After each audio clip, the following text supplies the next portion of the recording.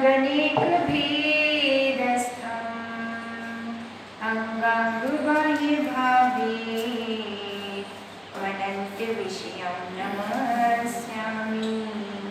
नमो वृषभसेनादि गौतमान्ते गणेशिने मूलोत्तरगुणाढ्याये सर्वस्मै मुने नमः। सर्वस्मै मुने नमः। सर्वस्मै मुने नमः। सिद्धं शुद्धं परमीय जिनेन्द्रवर्णेमि चन्द्रमकरलङ्कं गुणरयणभूषणोदयं जीवस्य परोवणं वोच्छम्। नमो अरिहन्ताणं नमो सिद्धाणं नमो आयरीयाणं नमो उवच्छायाणं नमो लोये सवसाहूणं नमो लोये सवसाहूणं। जय बोलिए अनंत परम सिद्ध भगवान की जय। देवादिदेव एक खजराची चिंतामणि पारसनाथ भगवान की जय। एक खजराची आदिनाथ भगवान की जय। परम पूज्य सरिता सुंदराचार्य गुरुवर विराट सागर जी महाराज की जय। परम पूज्याचार्य श्री 108 विभव सागर जी महाराज की जय। परम पूज्य मुनि श्री 108 अध्ययन सागर जी महाराज की जय। अहिंसामयी जैन धर्म की द्वादशांगी जिनवाणी माता की। परम पूज्याचार्य नेमिचंद सिद्धांत चक्रवर्ती महाराज की। परम पूज्य पांचार्य श्री माता जी की जय। गोमट सार जीव कांड ग्रंथ जो कि सिद्धांत चक्रवर्ती आचार्य नेमिचंद्र महाराज के द्वारा लिखा गया है और जिसमें हम जीवों की प्ररूपणा के विषय में अध्ययन कर रहे हैं और गाथा नंबर 13 के माध्यम से हमने इस बात को जाना था कि जो देश विरत गुणस्थान रहता है उस गुणस्थान में छायोसमिक भाव पाया जाता है और पहले से चौथा गुणस्थान दर्शन मोहिनी की अपेक्षा से है। 5वें से लेकर आगे के गुणस्थान चारित्र मोहिनी की अपेक्षा से होते हैं। तो 5वां गुणस्थान का नाम देश विरत होता है जहाँ एक देश चारित्र पाया जाता है। और हमारी प्रतिमाएं चल रही थी 5वें गुणस्थान में कौन कौन आता है तो 1 से लेके 11 प्रतिमाधारी तक सब किसमें आते हैं 5वें गुणस्थान में। इसके अलावा छुल्लक छुल्लिका एलक आरिका सबका गुणस्थान कौन सा हो सकता है 5वां। और अब इसमें हमने दर्शन प्रतिमा और व्रत प्रतिमा देख ली। आज तीसरी सामायिक प्रतिमा को देखेंगे। तो आचार्य समर्थ भद्र महाराज ने रत्नकरंडक शाब्दाचार के 7वें अधिकार में पूरी 11 प्रतिमाओं की परिभाषा दी हुई है। सामायिक प्रतिमा का लक्षण बतलाते हैं चक्रावर्त तृतीयस चतु प्रणामः स्थितो यथा जाता सामायिको द्विनिसद्यस देव शुद्धस विसन्नमभि बंधी। मतलब जिसमें चारों दिशाओं में क्या किए जाते हैं दिग्वंदना की जाती है 3 आवर्त और 1 शिरोन्नति किया जाता है। चारों दिशाओं में 1-1 प्रणाम किया जाता है और भू स्पर्शनात्मक नमस्कार किया जाता है। वह क्या है सामायिक की विधि कहलाती है। कल आपको सामायिक के बारे में बतलाया था किसमें जो दूसरी व्रत प्रतिमा है उसमें भी सामायिक नाम का शिक्षा व्रत है। और अब तीसरी प्रतिमा में क्या आ गया सामायिक प्रतिमा। तो अब प्रश्न यह उठता है कि जो शिक्षा व्रत की सामायिक है उसमें और सामायिक प्रतिमा में क्या अंतर है ना। सामायिक 4 प्रकार की होती है। कितने प्रकार की सामायिक शिक्षा व्रत सामायिक प्रतिमा और सामायिक चारित्र और देववंदना। कितनी चीजें हो गई 4 चीजें हो गई। सामायिक शिक्षा व्रत सामायिक प्रतिमा देववंदना और सामायिक चारित्र। तो जो सबसे पहले हो गया शिक्षा व्रत सामायिक शिक्षा व्रत हो चाहे प्रतिमा हो, सब में क्रियाएं तो समान ही करना है। जो विधि सामायिक की बताई है, प्रशस्त आसन से, और प्रशस्त आसन कौन सा है, पद्मासन या खड़गासन, और प्रशस्त स्थान पर बैठ करके, प्रशस्त स्थान किसे कहते हैं, जहाँ पर डांस, मच्छर इत्यादि ना काटे, जहाँ पर कोई पशु पक्षी आदि उपद्रव ना कर सके, कोई प्राकृतिक स्थान हो जहाँ पर ध्यान इत्यादि में मन लग सके, ऐसे स्थान पर बैठ करके क्या करना चाहिए, संपूर्ण आराम और परिग्रह का त्याग करके अपनी आत्मा में स्थित होकर के आप अनेक प्रकार से ध्यान इत्यादि कर सकते हैं। वह क्या हो गया आपका सामायिक शिक्षा व्रत।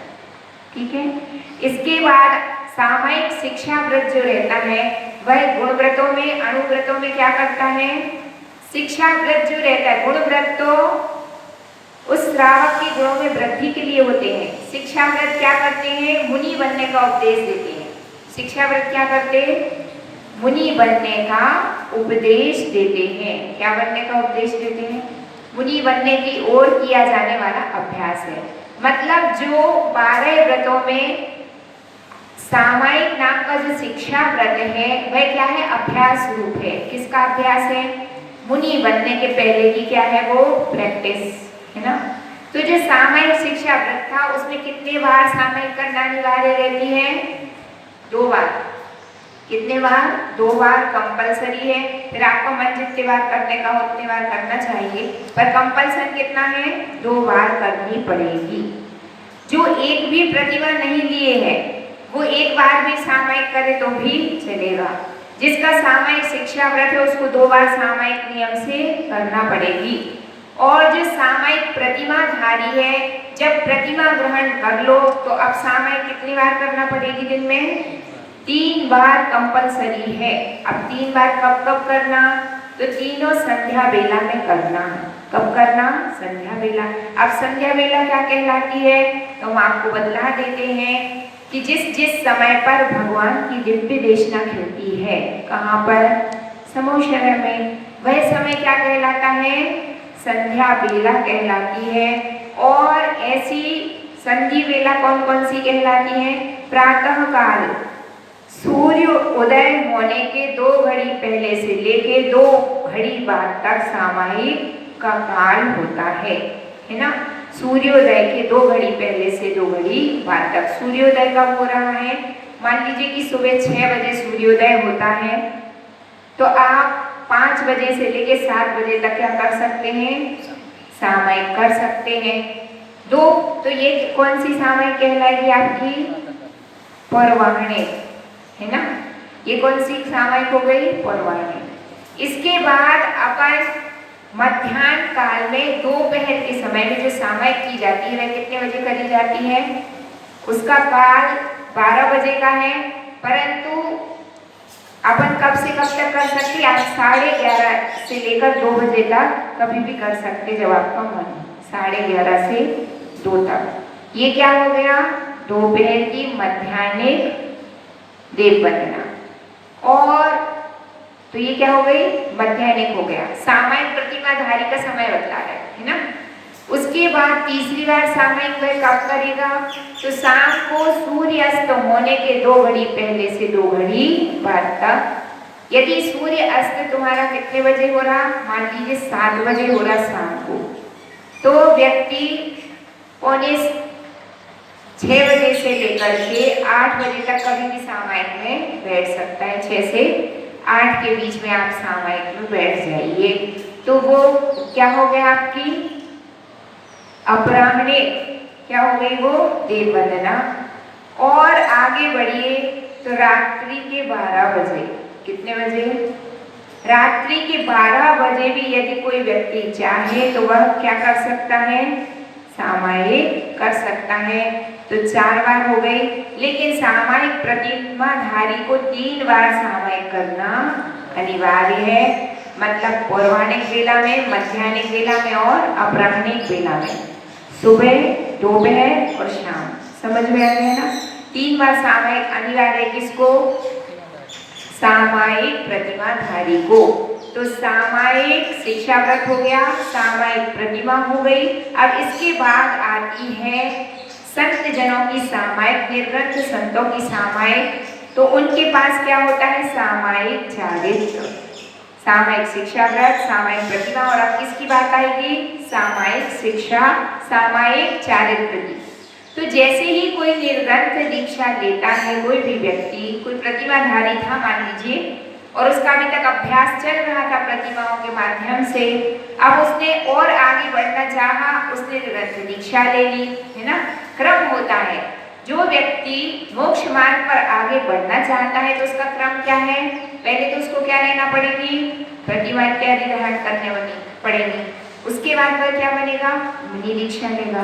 तो जिस समय उसने मुनि दीक्षा ग्रहण की तब से उसका कौन सा चारित्र प्रारंभ हो गया?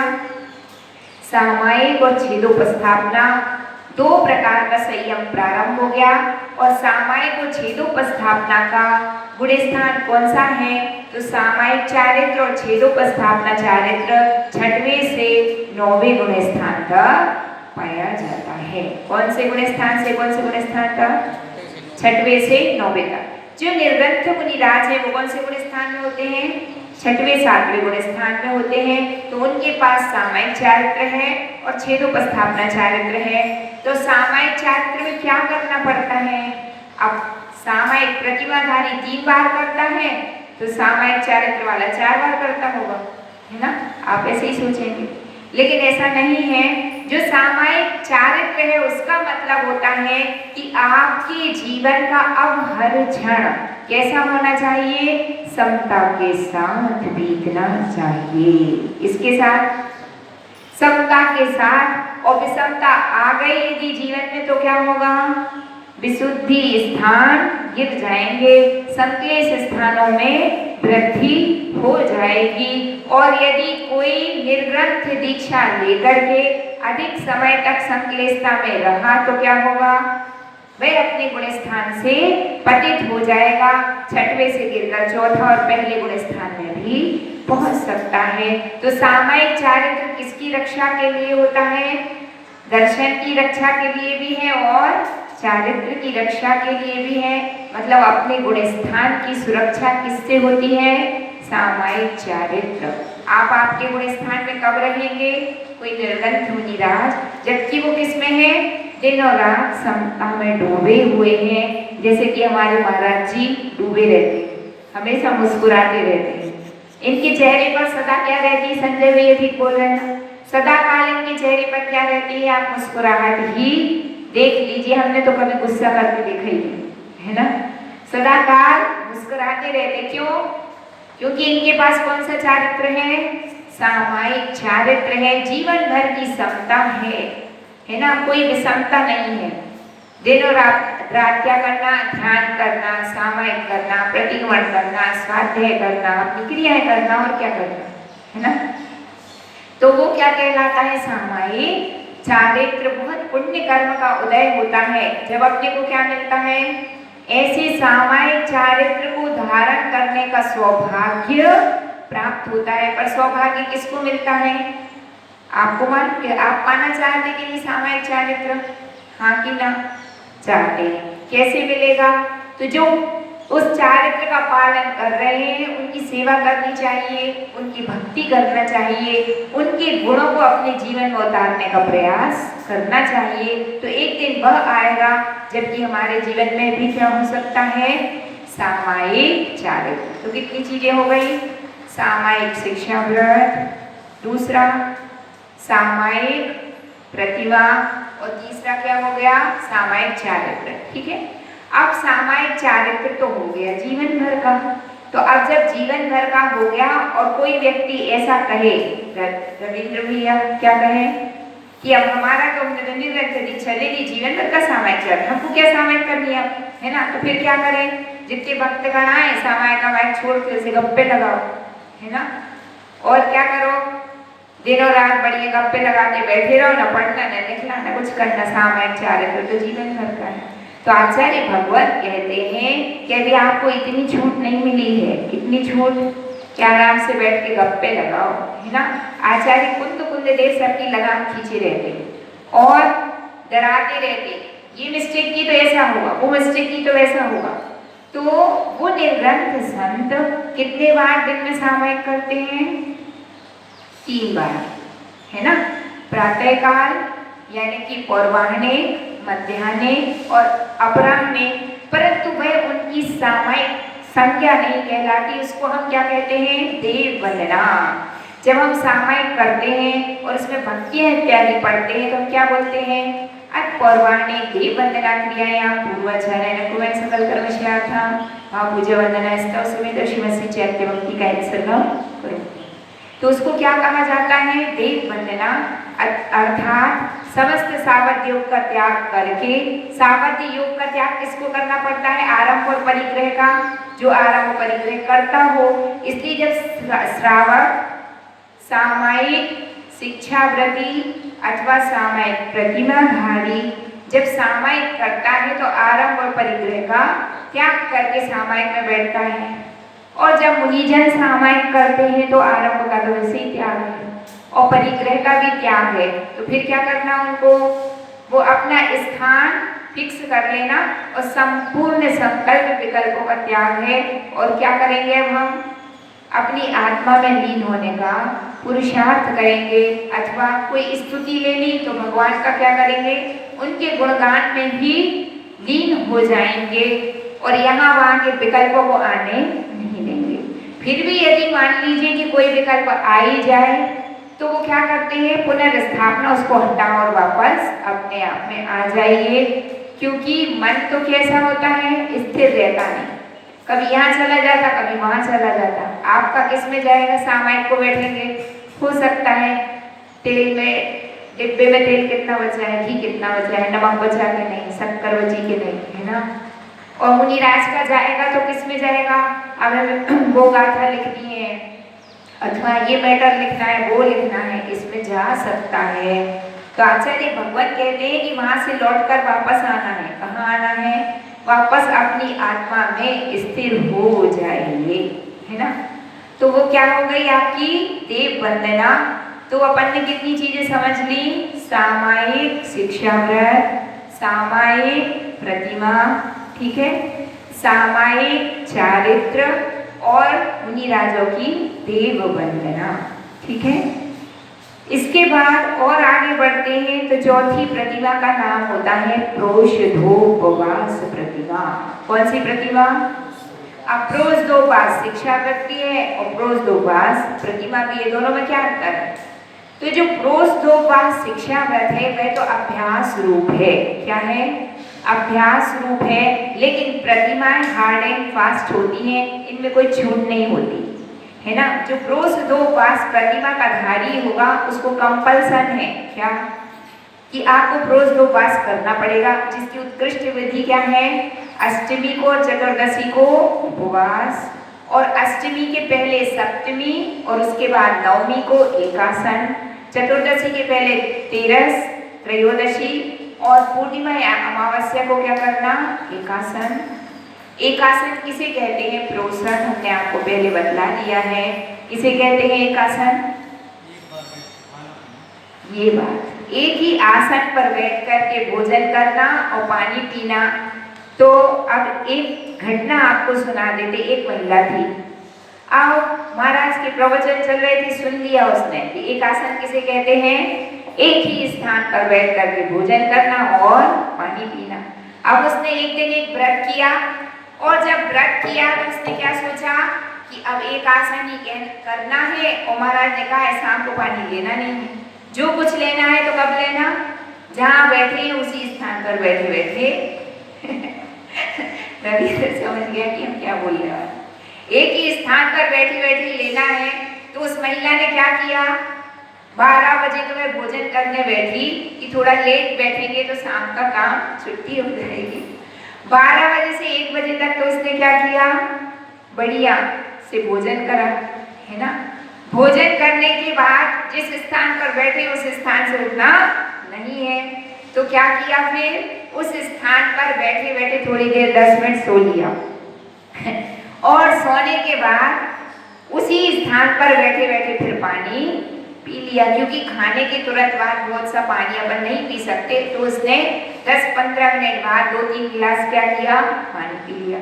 अब क्या करें, एक आसन करना है तो और थोड़ी देर उसी स्थान पर ही बैठे रहते हैं, और बैठे बैठे क्या हो गए, 1 से लेके 4 बज गए, और 4 बजे फिर दूध, मलाई, पूरे ड्राई फ्रूट, काजू, किशमिश, मुनक्के सब रख लिए और दूध भी रख लिया, और फिर वह भी पी लिया।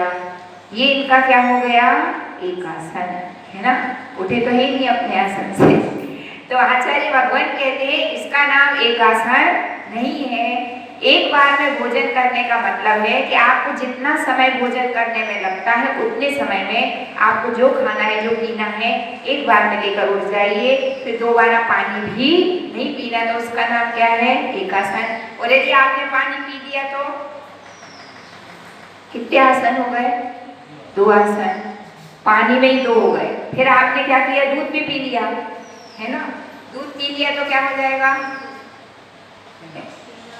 3 आसन। नहीं, वही शाम को पिया, दूध भी खा लिए, फल फूल खा लिए, तो कितने आसन हो गए, 2 बार का आहार हो गया। जैसे माता जी किसी का नहीं चलता, हाँ, शाम को पानी में बतला रहे ना कि बात पूरी नहीं हुई है ना।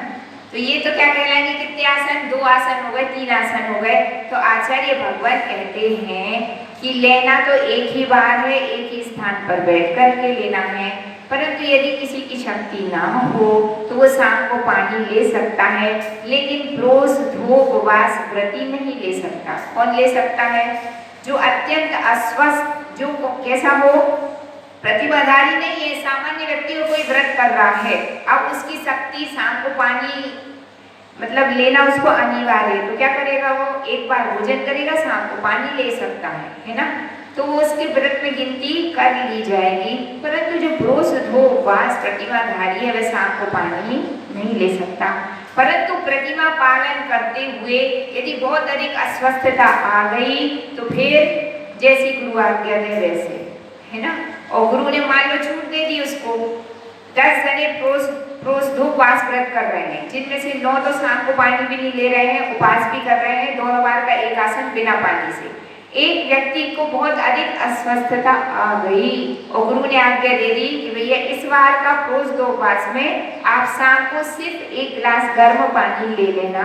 तो गुरु आज्ञा यदि हो गई है तो फिर वह पी भी सकता है, परंतु गुरु भी उसकी परिस्थिति को देखकर छूट देंगे, ऐसे सामान्य अवस्था में छूट नहीं मिल सकती। यदि अत्यधिक अस्वस्थ है और फिर गुरु आज्ञा है तो वह ले सकता है, अन्यथा रोज धो उपवास प्रतिभाधारी तो क्या करता है, सप्तमी को एक आसन, नवमी को एक आसन और अष्टमी को उपवास। ये उत्कृष्ट विधि है, हमने उस दिन बतलाई थी। मध्यम विधि क्या है, तीनों नीरस कर कीजिए तो क्या हो गई मध्यम विधि। जगन्य विधि में क्या है, 3 एक आसन करेगा, रस इत्यादि का छोड़ करके क्या कर लेगा, तीनों एक आसन। ऐसी शास्त्रों में अलग अलग विधियां मिलती हैं, जितने भी श्रावकाचार हैं तो इस प्रकार से अलग अलग विधियां उसमें बतलाई गई हैं। कौन से व्रत की, रोज 2 उपवास व्रत की। इसके बाद आता है सचित त्याग प्रतिमाधारी। 5वीं प्रतिमा कौन सी है, सचित त्याग। यह प्रतिमा भी बहुत अपने आप में समझने की है। सचित किसे कहते हैं और अचित किसे कहते हैं, पहले तो इस बात को समझना पड़ेगा। सचित किसे कहते हैं, जो जीव राशि से युक्त वस्तु है वह क्या कहलाती है, सचित। और जिस वस्तु को हमने जीव रहित कर दिया है वह क्या कहलाती है, अचित कहलाती है।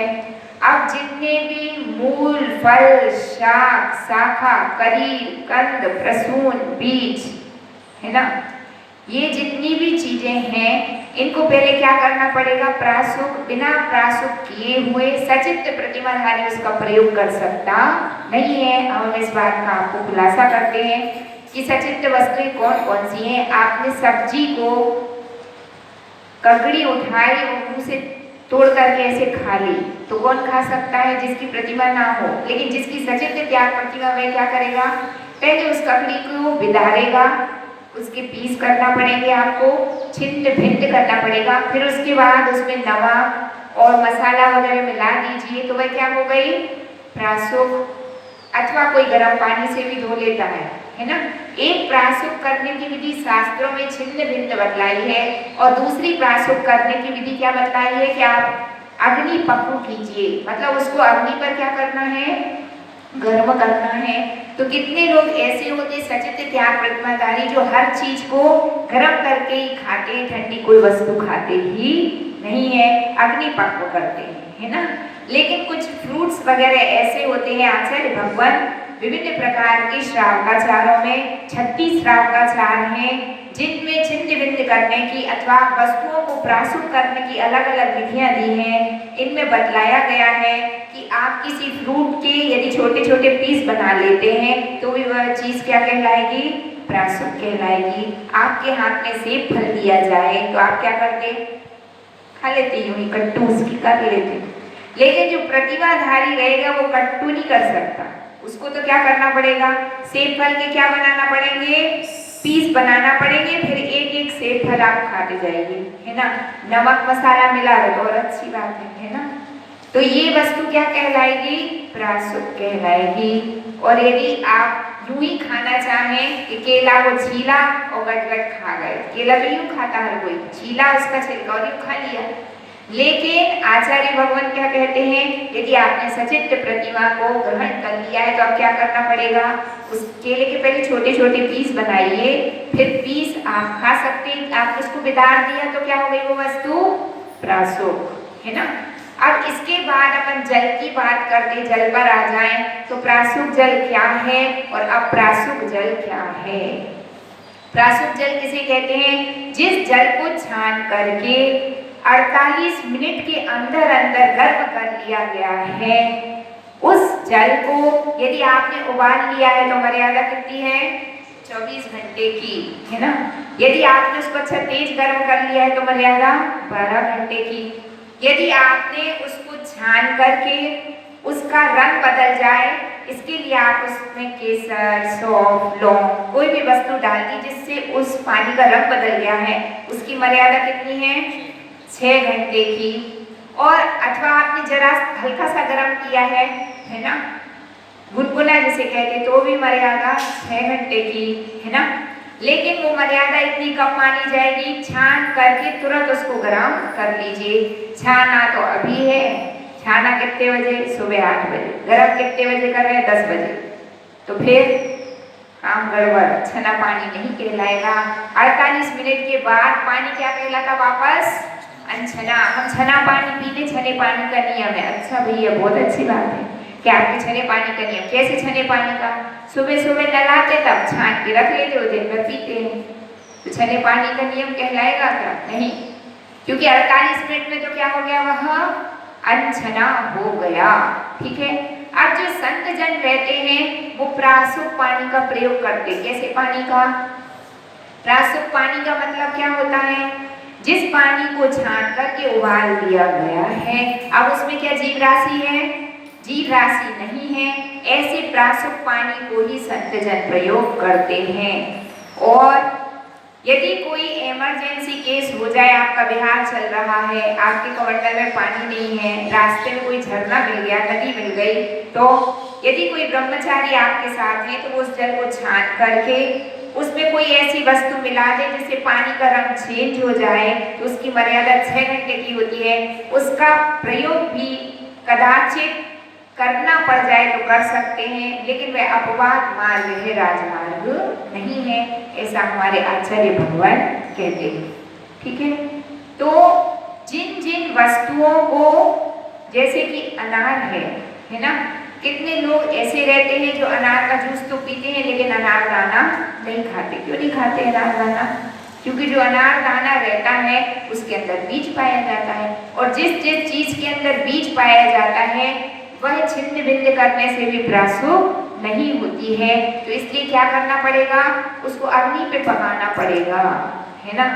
अग्नि पे पकाने के बाद उबल जाए, उसके बाद क्या है, वही प्रयोग करने के लायक है। जिन जिन सब्जियों में बीज पाए जाते हैं, जैसे टमाटर की सब्जी, ककड़ी की सब्जी, जिनमें बीज पाए जाते हैं, या तो आप उनका बीज पृथक करके उसको छिन्न भिन्न करके ले सकते हैं, अन्यथा आप उसको क्या करना पड़ेगा, उसकी सब्जी ही बनाना पड़ेगी, जिन जिन चीजों में भी बीज पाए जाते हैं, क्योंकि बीज में अंकुरण की क्षमता छिन्न भिन्न करने से भी समाप्त नहीं होगी, उसको गर्म ही करना पड़े, अग्नि पक्व करना पड़ेगा, अन्यथा उसमें पुनः अंकुरण की क्षमता पाई जाती, फिर से उग जाता है ना।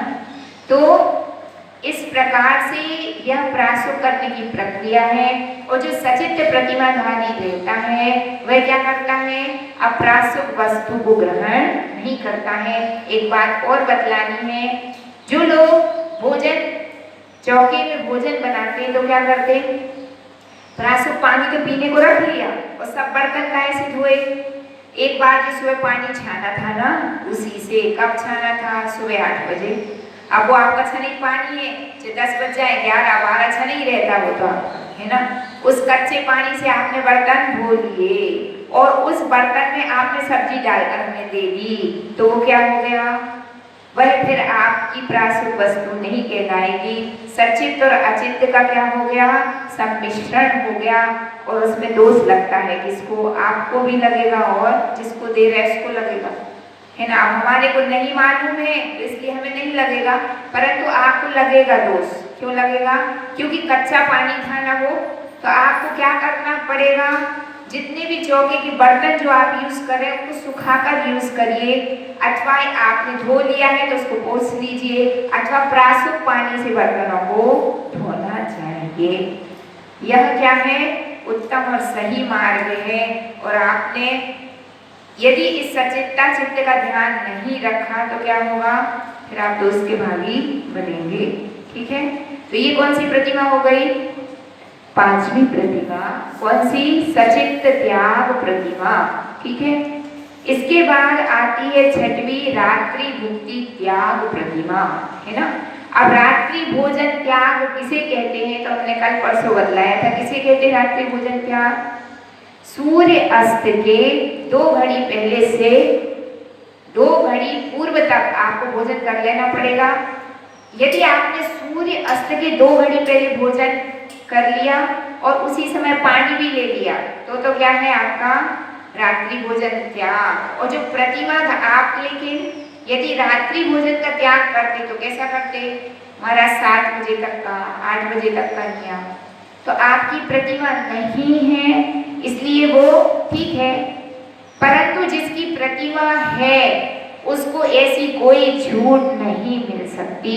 यदि आप कहो कि मुझे 6वीं प्रतिमा लेना है, कौन सी, रात्रि भोजन त्याग, तो कैसे लेना पड़ेगी, सूर्य अस्त के 2 घड़ी पहले पहले आपको भोजन और पानी दोनों लेना पड़ेंगे।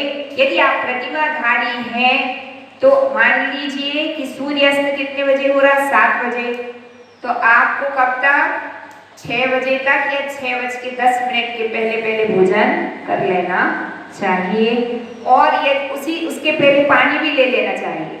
और यदि मान लीजिए आपका स्वास्थ्य गड़बड़ हो गया, है ना, अब आप क्या करें, पानी लेना पड़ रहा है, तो क्या होगा, आपकी प्रतिमा नहीं कहलाएगी, क्योंकि प्रतिमाधारी के लिए हार्ड एंड फास्ट रूल है। क्या, जिस प्रकार निर्ग्रंथ संत चाहे कितने भी अस्वस्थ हो जाएं तो दोबारा पानी पीते क्या, कोई कहे महाराज पानी पी लो, दवाई खा लो, तो खा लेंगे क्या, इन काल में भी नहीं खा लेंगे, चाहे कि प्राण निकले तो निकल जाए।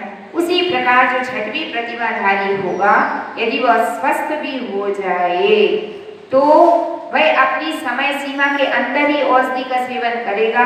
समय का उल्लंघन हो गया तो ना पानी पी सकता है ना औषधि ले सकता है, और अगर वो लेता है तो 6वीं प्रतिमा गई। तो कितनी प्रतिमाधारी हो, 5, है ना। तो रात्रि भोजन त्याग प्रतिमाधारी और आपका रात्रि भोजन त्याग, दोनों में जमीन आसमान का अंतर है, क्योंकि आपकी परिभाषा तो क्या है, 7 बजे तक, 8 बजे तक का, अन्य का त्याग है, बाकी दूध मलाई मार के तो सब खा ही सकते हैं, है ना, ड्राई फ्रूट खा ही सकते हैं, सब खाए तो आपके लिए चल जाएगा। परंतु प्रतिमाधारी को आचार्य भगवान ने कोई छूट नहीं दी है। यहाँ तो रूल कैसा है, हार्ड एंड फास्ट। अब रात्रि भोजन त्याग कौन सी प्रतिमा हो गई, 6वीं। अब 7वीं प्रतिमा कौन सी है, ब्रह्मचर्य प्रतिमा। अब ब्रह्मचर्य प्रतिमा किसे कहते हैं? मल बीजम मल योनिम गलिन मलिन ऊति गंधि बीभत्सम पश्यन नंग मनंगात वीरमण वीरमण यो ब्रह्मचारी सा। इसका मतलब क्या है? जो ब्रह्मचारी होता है वह उसका चिंतन क्या है कि ये शरीर किससे बना है? किससे मिलकर के बना है? रज और वीर से मिलकर बना है। और ये पवित्र वस्तुएं हैं कि अपवित्र? गंदगी है, मल है। तो मेरा शरीर तो ऐसी अपवित्र वस्तुओं से बना हुआ है। और शरीर के अंदर क्या भरा हुआ है? शरीर के अंदर भी मल मूत्र पीप है ना, जितनी भी गंदगी है वो उससे ही मिलकर के मेरा शरीर बना हुआ है। और उस देह के प्रति अशुचि भावना भाता हुआ। कौन सी भावना? अशुचि। जो शरीर के प्रति अशुचि भावना भाता है वह अपने शरीर से भी विरक्त है तो दूसरे के शरीर से विरक्त है। अपना शरीर गंदगी से बना है तो क्या तुम्हारा कोई रत्नों से बना है कि सोने से बना है? कैसे बना है? सबका शरीर किससे बना हुआ है? मल मूत्र रजबीर इत्यादि गंदगी से मिलकर बना हुआ है। ऐसा चिंतन करता हुआ जो व्यक्ति काम सेवन से विरक्त होता है उसको क्या कहते हैं? ब्रह्मचारी। उसको क्या कहते हैं? ब्रह्मचारी। और वह कौन सी प्रतिमाधारी कहलाता है? सात्विक प्रतिमाधारी। तो जो सात्विक प्रतिमाधारी रहता है वह दिन में एक बार ही भोजन करता है। कितने बार? उसके बाद उसका एक भुक्ति का नियम होता है। तो इसमें इतना हार्ड एंड फास्ट रूल नहीं है कि आप शाम को पानी नहीं पी सकते। यदि किसी की शक्ति ना हो तो एक बार भोजन और शाम को पानी भी ले ले तो प्रतिमा कितनी कहलाएंगी? 60 कहलाएंगी। अब इसमें विशेष नियम क्या है कि वह पर स्त्रियों से तो विरक्त ही है, अपनी स्व स्त्री से भी क्या होता है? वह विरक्त होता है। जिस स्त्री से उसने पुत्रादिकों की उत्पत्ति की है अब सात्विक प्रतिभा लेने के बाद वह स्त्री अब उनकी दृष्टि में क्या है? माता है। अब वह स्त्री को भी स्त्री की दृष्टि से नहीं देखते हैं। अब बताइए महाराज, आपके घर से आपकी पूर्व भाव की पत्नी आ जाए तो आप उनको किस दृष्टि से निहारेंगे? ये पूर्व भाव की आपकी गृहस्थ की जो पत्नी थी वो आ जाए तो आप उनको किस दृष्टि से निहारेंगे? हाँ ठीक है, चलो ऊपर चले गए कोई तो ठीक है। और यदि मान लो धरा पर हो तो अपन उसको किस दृष्टि से देखेंगे? वो माँ, बहन और बेटी, तो उसको क्या मान लेंगे? ये मेरी माता ही है। और उसके प्रति भी दृष्टि आप देखिए कितनी उत्कृष्ट दृष्टि है। कभी कभी चिंतन करो आज का समय कहाँ जा रहा है। कभी कभी मतलब बड़ा आश्चर्य होता है आज के माहौल और परिस्थितियों को देख करके कि व्यक्ति अपनी एक स्व स्त्री में भी संतोष को प्राप्त नहीं होता है। और दृष्टि किस पे लगी रहती है? पर स्त्रियों पर लगी रहती है। और दृष्टि तो लगी रहती तो ठीक ही है। आज का समय ऐसा है कि एक एक व्यक्ति के संबंध किससे हैं? 10-10, 20-20 लोगों से। सुनकर कभी कभी आश्चर्य होता है ना। आज का माहौल बहुत बिगड़ा हुआ है। उसका कारण क्या है कि व्यक्ति आज चिंतन से विहीन है। अच्छे चिंतन और मार्गदर्शन देने वालों को निरंतर इस दिशा में प्रेरित करना चाहिए, उसकी महिमा बतलानी चाहिए कि इससे आपको कितनी हानि है। जो व्यक्ति एक स्व स्त्री होते हुए भी अन्य स्त्रियों का यदि सेवन करता है तो नियम से नरकगामी होता है। ध्यान रखना, कहा जाएगा वो नियम से नरकगामी होता है। मतलब वह अपने इस भाव को क्या कर रहा है? बिगाड़ रहा है। यद्यपि मन तो ऐसा है, हम मान सकते कि मन कैसा है? मन तो चंचल होता है। मन की गति कैसी होती है? चंचल होती है, कहीं भी चला जाता। तो एक कवि ने कहा है, मन जाता है तो जान दे, तू मत जाए शरीर, है ना। किसी वस्तु में मन चला भी गया है ना, क्योंकि हम इसको कंट्रोल नहीं कर पाए, मन की गति इतनी तीव्र होती तो कोई बात नहीं, है ना। लेकिन आपके पास भगवान ने बुद्धि किस लिए दी, है ना। आपको दिमाग किस लिए दिया? आप कहो कि मैं बुद्धि नष्ट हो गई, ऐसे कैसे नष्ट हो गई? बुद्धि को तो अपने हाथ में क्या होनी चाहिए? लगाम होनी चाहिए। मन तो कहीं भी जा सकता है और किसी का भी जा सकता है ना?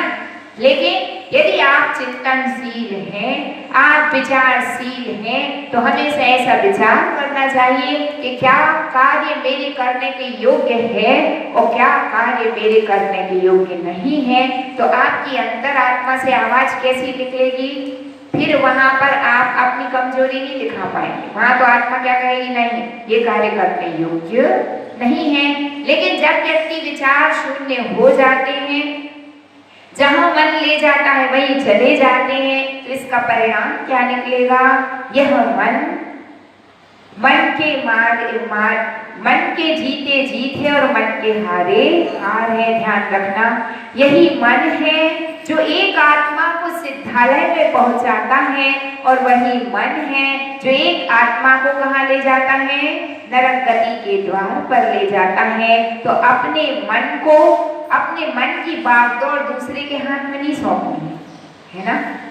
आपके पास कार है तो उसके मालिक आप हैं सुनील भैया, कि तुम्हारा पड़ोसी है। तुम्हारी आज्ञा होगी तो कोई तुमसे मांग के ले जाएगा, तुम्हारी आज्ञा नहीं होगी तो तुम्हारी बिना आज्ञा के ले जाएगा कि तुम्हारी कार को? नहीं ले जाएगा। तो तुम्हारे मन की लगाम दूसरे के हाथ में नहीं होनी चाहिए। अपने मन की लगाम किसके हाथ में होनी चाहिए? बोलो सुनीता, किसके हाथ में? अपने के पड़ोसी के? अपने हाथ में होना चाहिए। संजय भैया बात समझ में आई कि नहीं आई? है?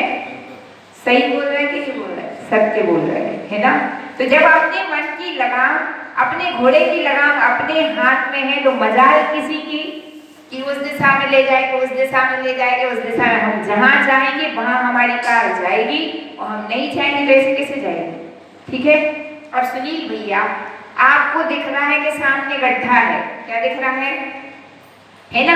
तो आपने अभी नई नई कार खरीदी है, तो क्या जानबूझ के आप अपनी कार को उस रास्ते से ले जाएंगे जिसमें गड्ढे ही गड्ढे, ऊपर से नई कार ले जाओगे क्या? मुंडी हिला रहा कि नहीं ले जाएंगे? रविंद्र, नहीं ले जाओगे ना? तो फिर कहां से ले जाओगे कार को?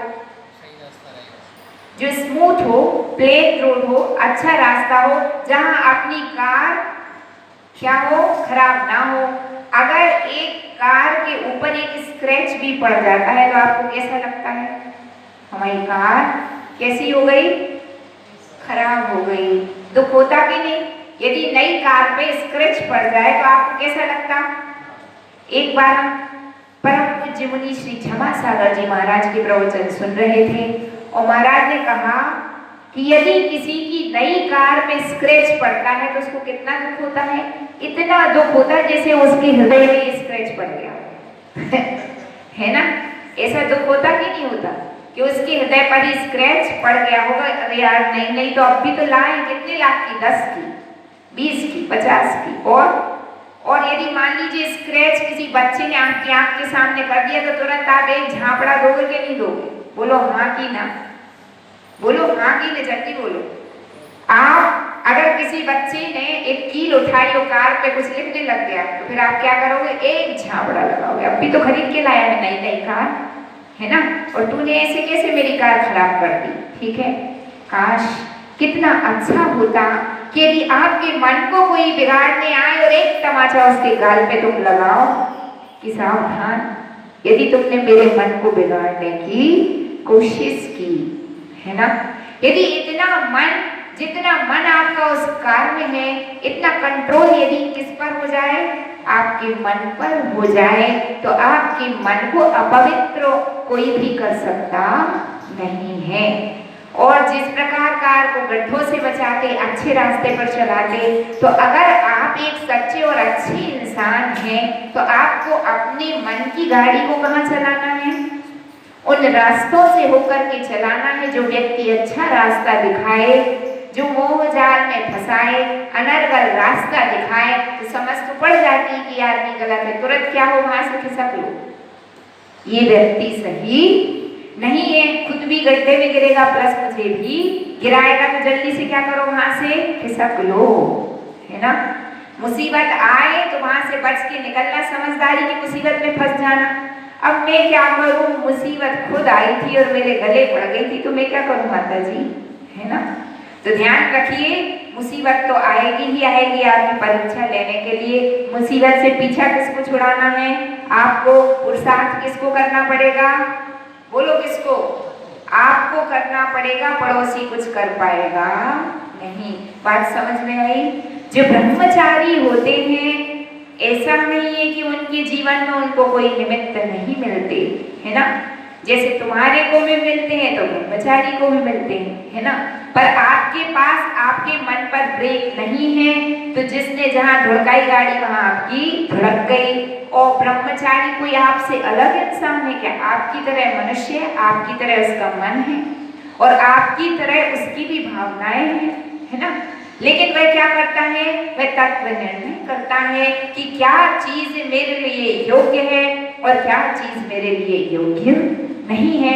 व्रतों को धारण ही वही कर पाता है जो अपने आत्मा के हित विषयक योग्य का विचार करता है। मेरे लिए क्या हितकारी है, क्या अहितकारी है, क्या योग्य है, क्या अयोग्य है, मुझे ऐसा करना चाहिए या नहीं करना चाहिए। जो इतना चिंतनशील और विचारशील होता है वही क्या बनता है? एक दिन व्रती बनता है।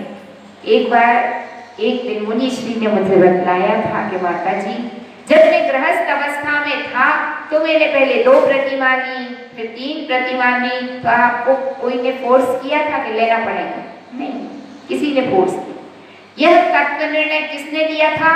स्वयं की आत्मा ने लिया था कि मुझे क्या करना है? अपना कल्याण। क्या इनको बेटा बेटी नाती पोतों का मोह नहीं था क्या? है ना। लेकिन फिर भी वो सब छोड़ दिया। किसके लिए छोड़ा? एक आत्मा के लिए।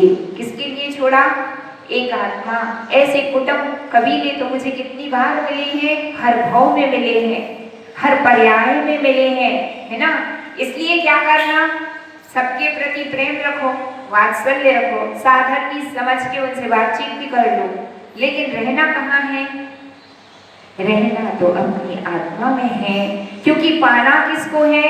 अपनी आत्मा के स्वभाव को पाना है। तो जो ब्रह्मचारी रहता है वह अपनी आत्मा का अहित करने वाली सारी चीजों से क्या रहता है? विरक्त रहता। कितने लोग ऐसा कहते हैं कि मैं तो ब्रह्मचारी नहीं हूँ, तो मतलब मेरे लिए तो खुली छूट है, मैं कुछ भी कर सकता हूँ। तो ध्यान रखना, यदि आपने ऐसा चिंतन बनाया, ऐसा विचार कि मैं तो ब्रह्मचारी हुई नहीं, नो टेंशन, माता जी की बातें तो सब ब्रह्मचारी पे लागू होती है। ध्यान रखना ऐसी बात नहीं है, है ना। क्योंकि लौकिक अवस्था में भी यदि कोई एक स्त्री होते हुए किसी अन्य स्त्री का सेवन किया जाता है, पकड़ा जाए तो जेल में। कहाँ? जब आपको लौकिक संसार में ही दंड मिल रहा है तो पारलौकिक संसार में स्वागत होगा तुम्हारा ऊपर जाके, है ना। ऊपर जाने का तो कोई अवसर भी नहीं मिलता। ऐसे लोगों की गति क्या होती है? उनको कहाँ जाना पड़ता है? नरक जाना पड़ता है ना। अब कितने लोगों का ऐसा कहना है कि भैया हमारा तो सब व्रत नियम संयम है, तो हम तन से तो कोई गड़बड़ नहीं करते। ठीक है, बहुत अच्छी बात है, लेकिन राग भरी बातें तो बहुत सारे लोगों से कर लेते, उसकी गिनती नहीं है।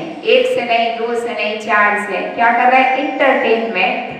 क्या कर रहा है? अच्छी तरह से इंटरटेनमेंट हो जाएगा नरक में जाके। इसलिए ऐसे इंटरटेनमेंट तो करना ही है ना। यदि आप राग भरे कुत्सित वचन बोलते हैं तो उसको भी क्या किस में गिना गया है? ब्रह्मचर्यानुव्रत के दोष में गिना गया है। क्या है वो?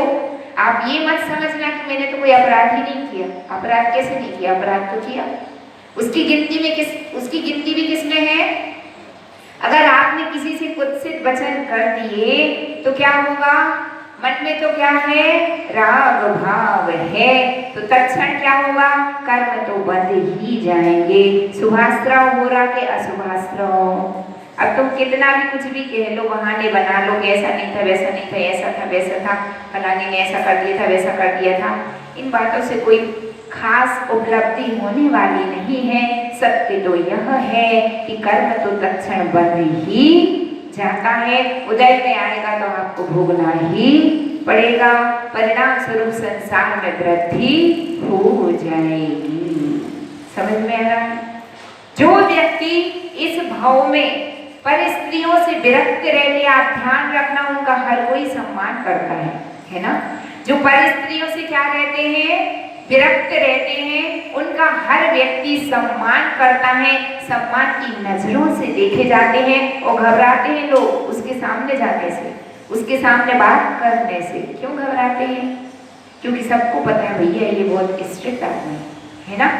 तो इसका मतलब है जो इस भाव में सम्मान पा रहा है, परमों में जाकर के भी आपको असम्मान मिलने वाला नहीं है। परमों में भी क्या मिलेगा? पूजा होगी। किसके द्वारा? देवों के द्वारा। किसकी? सुनील भैया तुम्हारी, है ना। सुनीता से पूछते हुए कोई गड़बड़ तो नहीं करते क्या सुनीता? बताओ, नहीं करते क्या? चलो विश्वास है सुनीता। तो यदि अपन अच्छे हैं तो क्या होगा? स्वर्गों में जाकर के क्या होगा? जहां यहाँ सम्मान मिल रहा तो स्वर्गों में मिलेगा कि नहीं? अवश्य ही मिलेगा। यहाँ भी तुम्हारी कीर्ति होगी और परभव में भी क्या होगी? तुम्हारी कीर्ति। जिस काम को करने से यहाँ दंड मिलता, भी तो सूत्र लिख लेना अपने माथे पे। क्या? जिस कार्य को करने से यहाँ दंड मिलता है, नियम से उस कार्य को करने से परलोक में भी क्या मिलेगा? दंड ही मिलेगा, है ना। तब आप समझ लो कि किन किन कार्यों को करने से यहाँ दंड मिलता है। राजा की जो आज्ञा है, यदि आप उसके विरुद्ध जाओगे तो भी क्या मिलता है? यहाँ भी दंड मिलेगा, परलोक में भी दंड मिलेगा, है ना। यदि आपने कोई इल्लीगल काम कर लिया, कौन सा काम? इल्लीगल काम, तो फिर आपको उसका क्या मिलता है? पकड़ाए गए तो क्या होगा? छापा पड़ जाएगा, है ना, और जेल की सलाखों के अंदर हो जाएंगे। तो इसलिए जिस प्रकार लीगल कार्य करने वाले को यहाँ क्या मिलता है? सम्मान। उसी प्रकार लीगल कार्य करने वाले को परलोक में भी क्या मिलता है? सम्मान मिलता है, उसकी कीर्ति होती है, उसकी प्रशंसा होती है। तो देखिए, ऐसा कौन सा संसार में व्यक्ति है जो अच्छा नहीं कहलाना चाहता, है ना। सब संसार के प्राणी अच्छा कहलाना चाहते हैं, सब यश चाहते हैं, सब मान प्रतिष्ठा चाहते हैं, सब कीर्ति चाहते हैं। तो हम चाहते हैं कि आप सबको वो सब मिले जो आप चाहते हैं। कितनी बार ऐसा होता है कि व्यक्ति गलत रास्ते पर जाना तो नहीं चाहता, परंतु कुसंगति में फंस जाता है। उसको कोई ये बतलाने वाला ही नहीं रहता कि तू ऐसा करेगा तो इसका फल क्या है, उसको संभालने वाला नहीं मिलता, और वह अनायास ही दुर्गति के मुख में प्रवेश कर जाता है। परंतु हम बहुत पुण्यशाली हैं, सौभाग्यशाली हैं कि हमको क्या मिली है? माँ जिनवाणी मिली है, जिनेंद्र देव मिले हैं, निर्ग्रंथ गुरु मिले हैं, जो क्या बतलाते हैं किस रास्ते पर चलना और किस रास्ते पर नहीं चलना। और नेक्स्ट पॉइंट यह है कि यदि कोई नहीं भी मिला तो आप अपने मन से भी इस बात का चिंतन कर सकते हैं कि मुझे सब कुछ अच्छा कैसे मिलेगा। तो जो अच्छा करेगा उसको अच्छा सब कुछ मिलेगा, है ना। तो जो अनर्गल कार्य हैं, पाप कार्य हैं, उनसे विरक्त होने का पूरा क्या करना चाहिए? प्रयत्न और प्रयास करना चाहिए। इसी भावना के साथ जय बोलिए द्वादशांगी जिनवाणी माता। जिनवाणी के ज्ञान से सुझे लो